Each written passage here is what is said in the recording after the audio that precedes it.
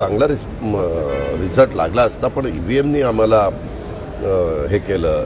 EVMमुळे आमची ही वेळ आमच्यावर आली असं काहीतरी सांगायचं आणि आपल्या जवळच्या कार्यकर्त्यांना थोडंसं नाही आपले लीडर आपल्याकरता काहीतरी मांडतायत असा केविलवाणा प्रयत्न करायचा. ठीक आहे, तो त्यांचा अधिकार आहे, त्यांनी काय करावं काय नाही. पण बहुतेकांचा EVMवर विश्वास आहे आणि सुप्रीम कोर्टाने पण काल ऐकवलं. कारभारी उद्या ठरेल आणि शपथविधी परवा होऊ शकतो. उद्या 28 तारीख 29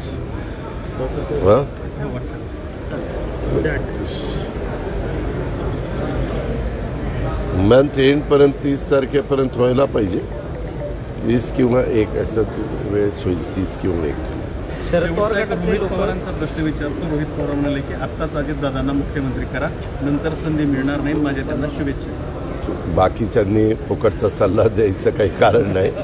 आम्ही आणि आमचा पक्ष, आमचे सगळे कार्यकर्ते, सगळे आमदार, सगळे अध्यक्ष, सगळे आमचे खंबीर आहेत. ज्यांनी त्याने आता आपलं बघावं. शरद पवार गटातील काही आमदार तुमच्या संपर्कात आहे? अरे बाबा, अजून 3 दिवस झाले, अजून कशातच काही नाही. लगेचच काही पण बातम्या पसरवण्याचा प्रयत्न दुर्दैवाने केला जातो. माझ्या संपर्कात कोणी नाही. आम्ही पहिल्यांदा निवडून आलेल्या आमदारांची बैठक घेतलेली होती. त्याच्यात काही आमचे थोडे बहुत पराभूत झाले, त्यांनाही बोलवलेलं होतं. त्यांच्याही काय म्हणणं आहे तेही जाणून घेतलं.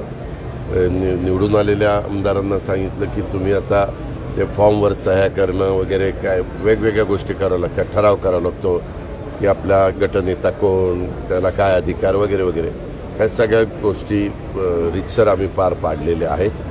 आणि बाकीच्या संदर्भात त्यांना सांगितलं की आता तुम्ही जावा आपापल्या मतदारसंघात आणि जनतेचे आभार माना, मतदारांचे आभार माना. राज ठाकरे आणि उद्धव ठाकरे एकत्र येण्याची चर्चा सुरू आहे. त्या पार्श्वभूमीवर हे आपल्याला माहिती आहे किती वर्ष, म्हणजे ते वेगळे झाल्यापासून अशी चर्चामध्ये ज्यावेळेस कुठल्या बातम्या नसतात त्यावेळेस अशा काहीतरी बातम्या सोडल्या जातात.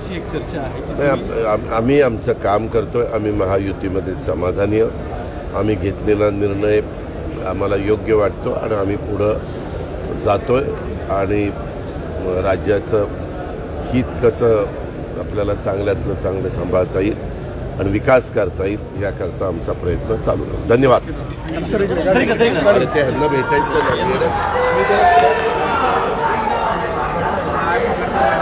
शुक्रिया सर, बहुत अच्छे पकड़े आपने.